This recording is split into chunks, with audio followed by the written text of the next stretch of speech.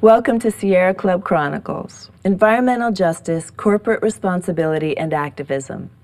This story features a provocative new look at the way environmental issues affect us all.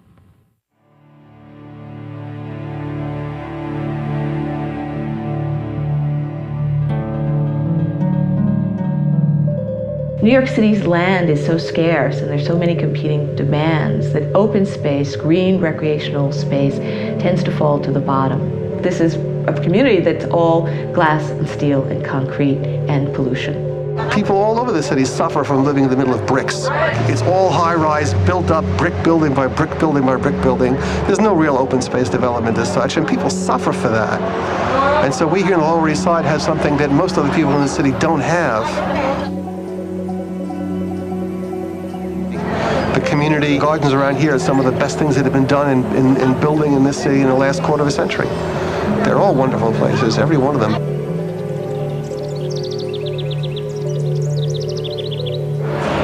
When the old tenement buildings are interspersed with these gorgeous green spaces, each one is different from the others.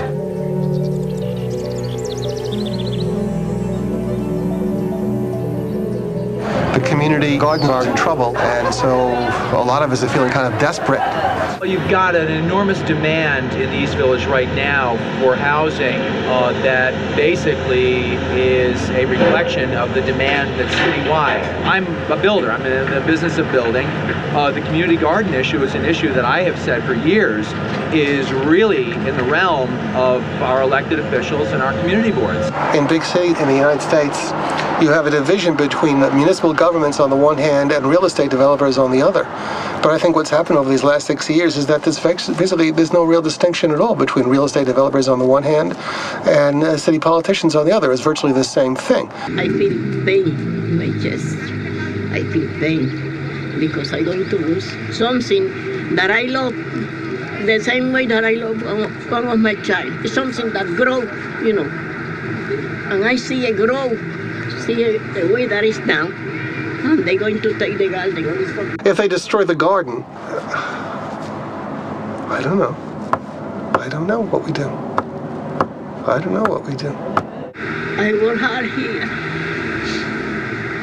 And it's something that I'm going to feel from my ears.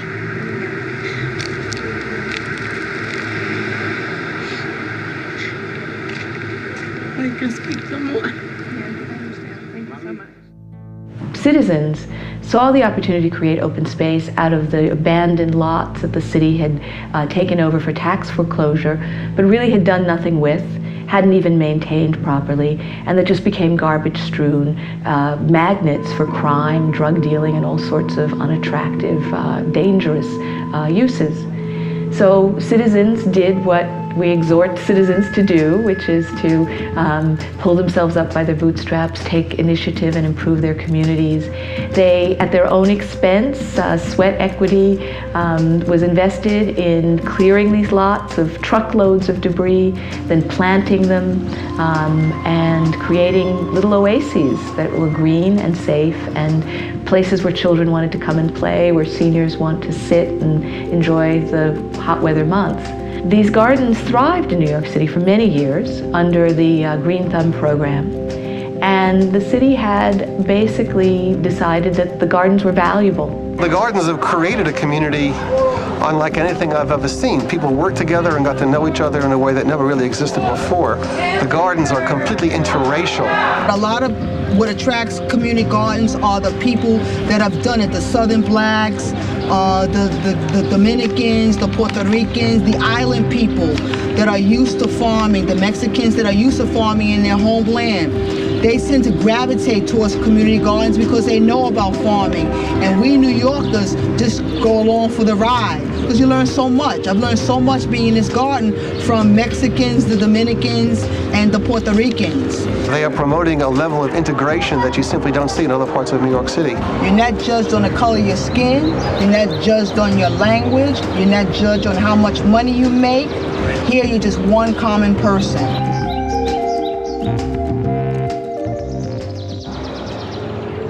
Today, the Euclid 500 garden is a living hope for the community. Without gardens like these, there's no other areas but public community centers to go to. And most of them are closed at specific times. And if you notice, nobody don't go to a community center. This is more kind of open air where families can come really have fun, the children can have fun. So this used like a community base. We took it over in 1992. The reason why we took it is because it was an eyesore. It was full with tires and debris, and people used to throw the garbage in here. So we lived next door, and it was really an eyesore. So all we wanted to do is to just clean up the eyesore. So we started cleaning it by hand. It took us 5 years to clean out all the debris. And after cleaning it up, you know, we from the Caribbean, we figured, well, hey, why not throw down some plants?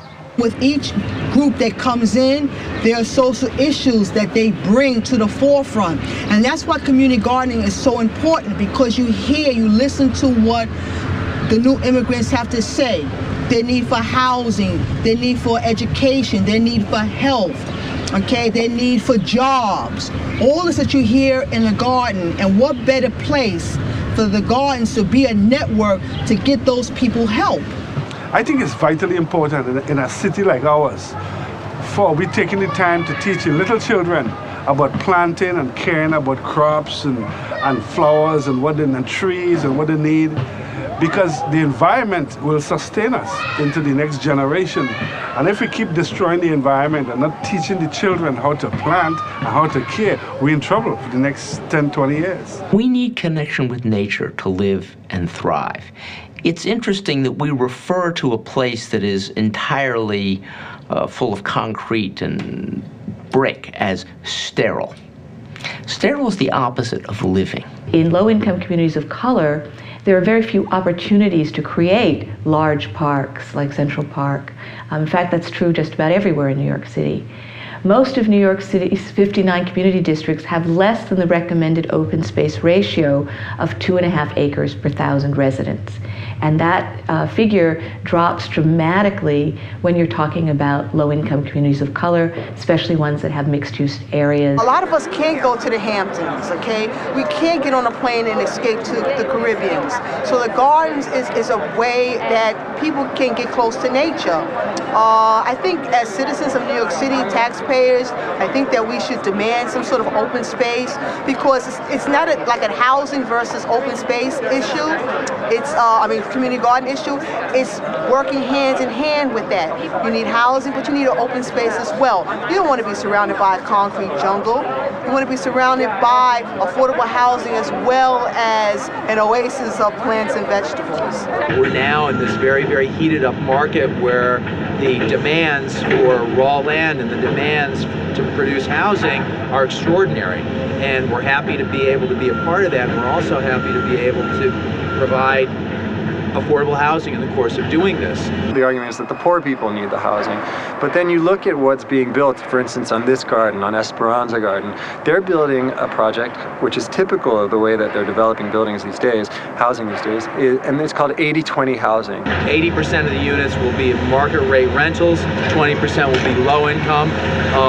That low income is defined as 60% of area median income, which I think for a family of four is somewhere in the neighborhood of $35,000, $36,000 a year. The median income of this neighborhood is $20,000. So either way, they're gentrifying this neighborhood. So they're not serving the neighborhood, they're stealing from it. I see community gardens as being helpful to a community, which is why I encourage their expansion to have greenery instead of rubble. And I'm for them. But I also believe that some of the people involved misunderstand the nature of the project. Some of those gardens were intended to be temporary and ultimately to have housing built on them. It had been understood for years that some of these gardens might get destroyed to make way for housing or other commercial process or other important commercial development. That had always been done on a one-by-one basis, garden by garden, with a bit of a give and take, recognizing the gardens were important. In 1999, and this was under Mayor Giuliani, the city changed that whole process and tried to get rid of all the gardens wholesale, said these are just vacant lots, and really ignored the fact that they weren't vacant lots, they were community gardens. And in ignoring that, they were ignoring the reality, they were ignoring the function these gardens serve for the communities.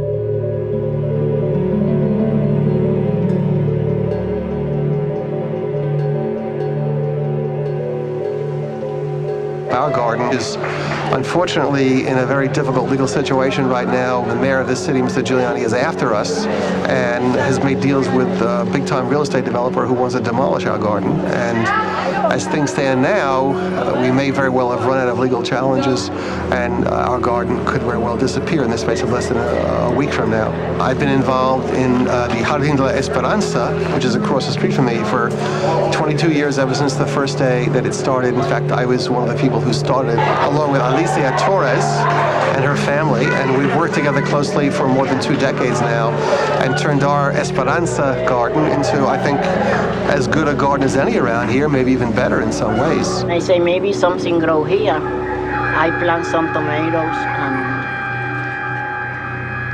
and flowers, you know, and everything grow. I say it's good. I beginning to clean, but nobody tell me nothing, don't clean, don't do nothing here.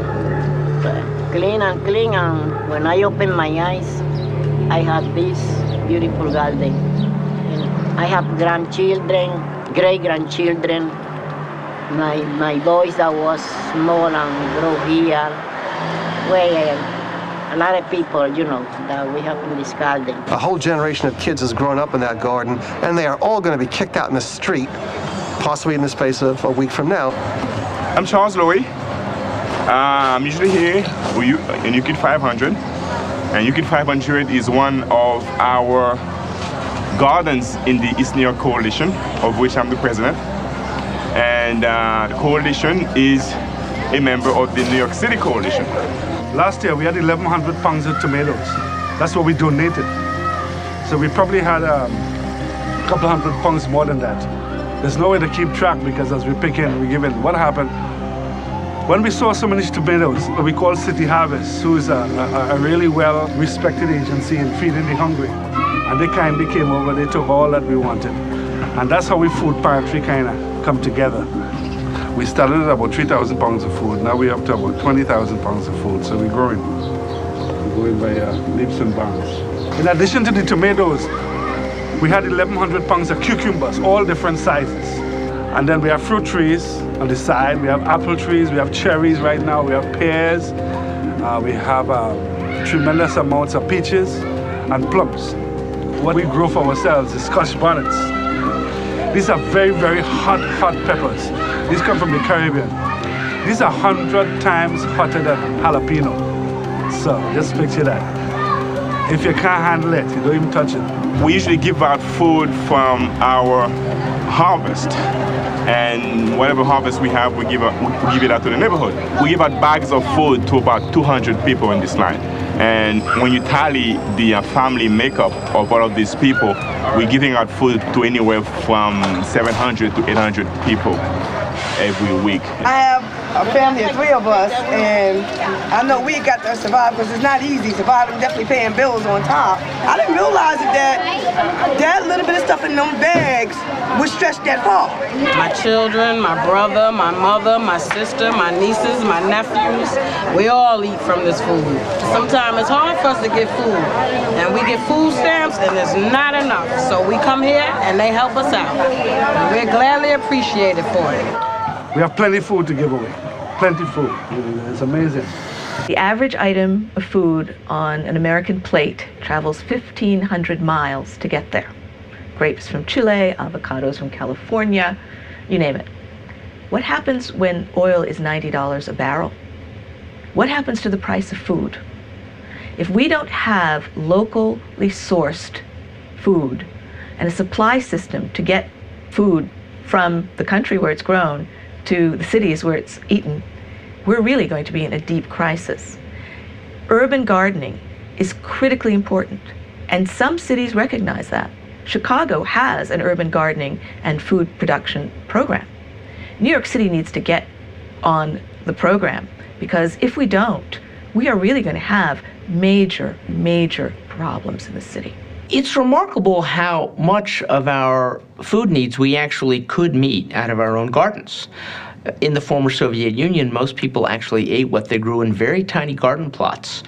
And in urban gardens in places like New York, for many families, it may be the only opportunity they have to have really fresh vegetables, really healthy food. In the past couple months and years, the city has been taking the gardens and converting into this one right across the street where they're building all these cheap homes. And right now is an ongoing battle. The gardens are so vitally important to the city of New York, not only the city, to the whole country and the world. Because what happened, these are irreplaceable. When you bulldoze them and put houses in them, you destroy all these people. The community, they can't get no more food, the kids can't play, the people have no place to hang out, kids can't learn how to plant. We can't put a price on that. We cannot put a dollar sign on that. You know, the city of New York right now, they're just looking at money, how much they could sell these lands for. When we heard of the impending auction of 115 gardens, the New York State Attorney General's office started brought a lawsuit against the city to enjoin the sale. There were other groups, such as the Green Guerrillas, that brought some litigation, but the state was in a unique opportunity with the ability to enforce state law. When legal challenges run out, the city is aware that there's a very, very considerably politically powerful gardening movement, and many people are well disposed towards gardens. So they've developed tactics which include using helicopters and cops and showing up at, say, 5 o'clock in the morning to start a demolition when nobody's expecting it. And there's no garden that's been demolished in New York City when everybody knew exactly when it was coming. Today's February 7th. It's about 9:15 East 7th Street between B and C, Esperanza Garden. Behind me is sort of like the morning rituals that happen every day at the garden. Between 7 and 10, there's like a bulldozer watch, but it's also sort of an impromptu meeting. Right now, people are discussing the police and police involvement in the garden issue and sort of just other general issues that pertain to the garden. Civil disobedience, it's a time-honored tradition of people who are fighting against a system that's incredibly powerful and who have only themselves, only their small voice. In the tradition of Gandhi and the tradition of Martin Luther King, is really the only resource that the people have. So I think it's an important one to use. Tomorrow morning, same thing. We come here and there's a civil disobedience workshop. So what time? Civil disobedience, we basically figure out if people who are willing to lock down, what they do, and those people who are not, how they can support them. So if you have this crew right now, and the police just came in and went, what you got to do? Who does what? Who goes inside the frog? Who goes? There's a couple of spots back there where you have to actually put your hand in the earth and lock down. If you ever want to see the drama of, I guess, of what we're fighting for, we're all here in this wonderful community space, and there's a bulldozer behind us. You know, and that's the pave paradise and put up a parking lot. That's like, I mean, we're watching that right now as we speak. I mean, this is the industrial rolling over the community. People stay here all night, like a bee here in the garden, waiting because we don't know if the bulldozer is coming and at what time they're going to come. We're at the Esperanza Community Garden on 7th Street in the Lower East Side. It's early in the morning. It's about 5 o'clock in the morning, and as you can see, there's a lot of police here, and we feel that they're going to try to bulldoze the garden today, and a lot of community activists and just gardeners from the community have decided to take a stand right here to save community gardens. The people are going to be actively locking down inside the garden. People are going to be inside this frog and on giant towers, and all kinds of resistance is going to happen today. People are really serious about this, that they really need community gardens, and they're going to take a big stand today, and it's unfortunate that it's going to come down to this major battle between what looks like the city or the police against the people in the community, and it's really sad that it has to resort to this. They're going to come both ways. That's why that street's blocked off. Yeah. Oh, you went around the corner. They're going to come both ways. Yeah. I'm still hopeful but sad. The fact that this garden looks like it's going down as the police encircle the block. The enemy forces are encircling our camp even as we speak. They're locking down. The avenues are closing down now. They've towed the cars away. They're coming for us, and we're ready. And now Channel 7, Channel 4, New York 1, they've all kind of shut up. New York Times is here. They're preparing for the police. Fortunately, the police just won't wait for the courts to rule. Attorney General office is going to be in court tomorrow in Brooklyn, seeking an injunction, and there should be a ruling whether all the gardens should be saved or not saved. And it's pretty despicable that the city is coming in so early this morning when a judge will be ruling this afternoon. I've never seen such communal spirit, especially sitting around with all these protesters around the campfire, just knowing that they're dedicated, basically putting their lives on the line to save this garden and other gardens.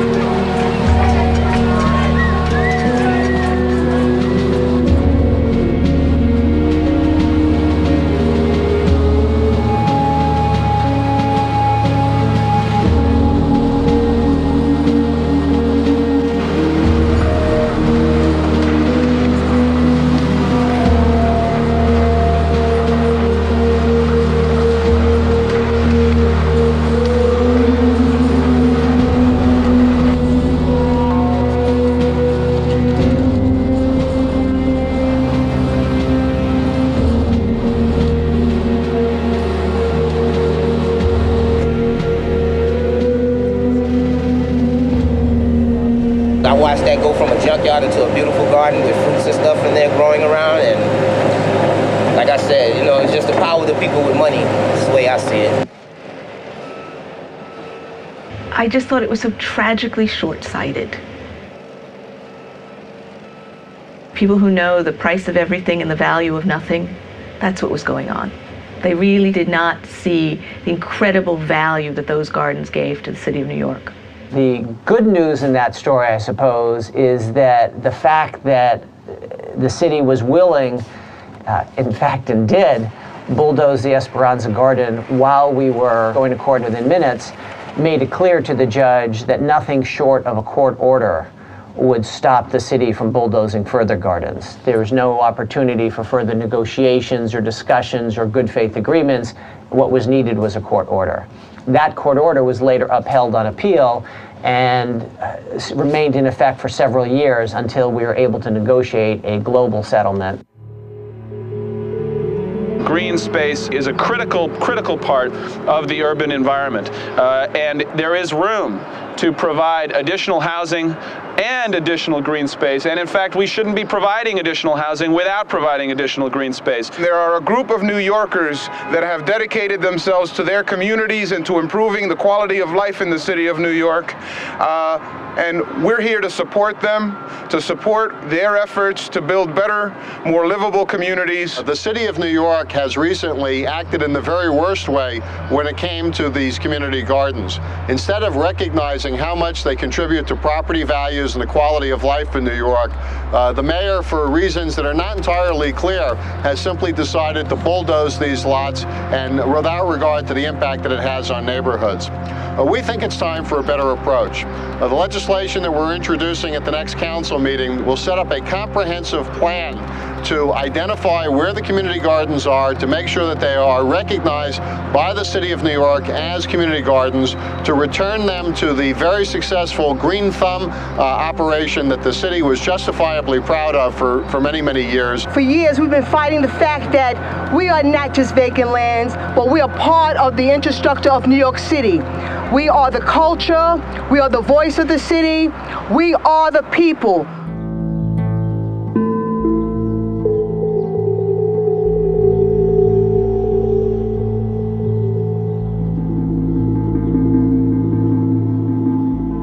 Look at that. Every time I come in here, I have to stare at that goddamn thing across the street.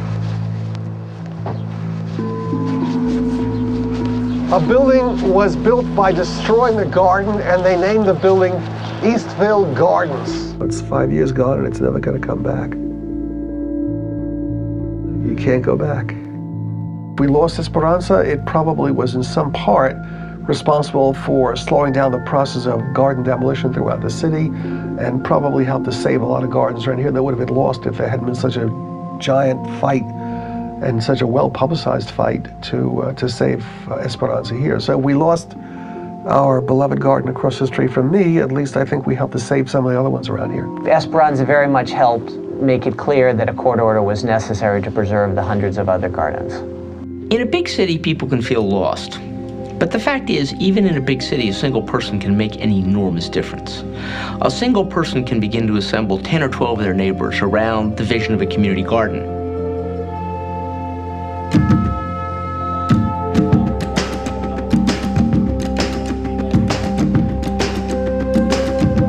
Every community garden here is so vital.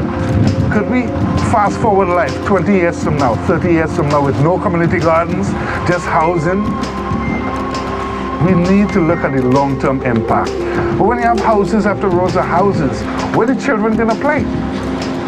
Where the community groups gonna meet? You know, where the people are gonna come and have the barbecues? And that's what community life, especially in a poor neighborhood, that's all they have. They don't have the income to travel out of state. All they have is this little community garden. Are we gonna take that from them?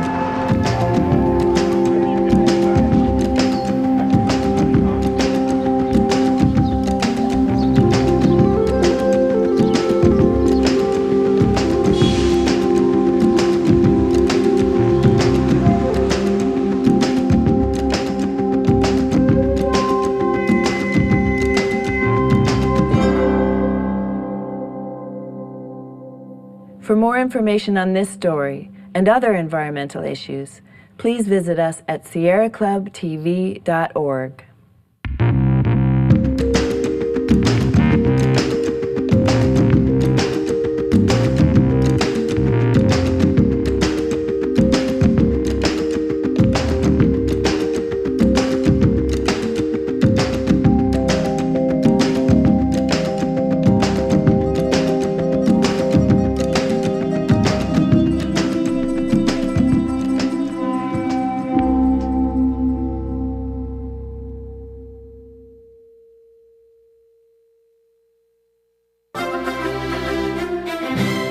Funding provided by the Ford Foundation, with additional support from the Sierra Club Foundation.